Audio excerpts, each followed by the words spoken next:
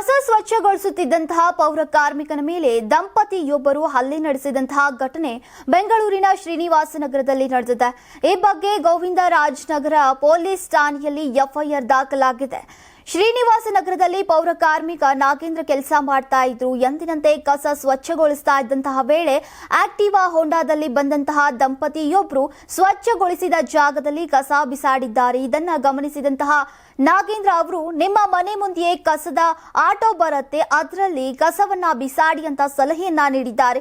ಇದಕ್ಕೆ ಕೋಪಗೊಂಡಂತಹ ವ್ಯಕ್ತಿ, ನೀನು ಕೇವಲ ಕಸ ಗೂಡಿಸುವವನು, ನನಗೆ ಆರ್ಡರ್ ಮಾಡಬೇಡ, ನಾನು ವಿಧಾನಸೌಧದಲ್ಲಿ ಅಧ್ಯಕ್ಷನಾಗಿದ್ದೇನೆ, ನನ್ನ ಬಗ್ಗೆ ಗೊತ್ತಿಲ್ವಾ ಅಂತ ಅವಾಚ್ಯ ಶಬ್ದಗಳಿಂದ ನಿಂದಿಸಿದ್ದಾರೆ.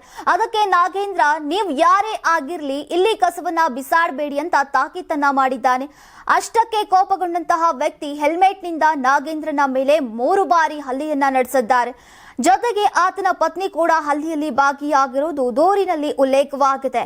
ಇನ್ಮೇಲೆ ಇಲ್ಲಿ ಕಸ ಬಿಸಾಡಬೇಡಿ ಅಂದ್ರೆ ನಾನು ನಿನ್ನನ್ನೇ ಕೆಲಸದಿಂದ ತೆಗೆದು ಹಾಕ್ತೇನೆ ಅಂತ ಆರೋಪಿ ಬೆದರಿಕೆಯನ್ನ ಹಾಕಿದ್ದಾನೆ. ಈ ಘಟನೆಯ ದೃಶ್ಯ ಸಿಸಿಟಿವಿಯಲ್ಲಿ ಸರಿಯಾಗಿದ್ದು ಅದರ ಆಧಾರದ ಮೇಲೆ ಈಗ ಗೋವಿಂದರಾಜನಗರ ಪೊಲೀಸ್ ಠಾಣೆಯಲ್ಲಿ ದೂರು ದಾಖಲಾಗಿದೆ.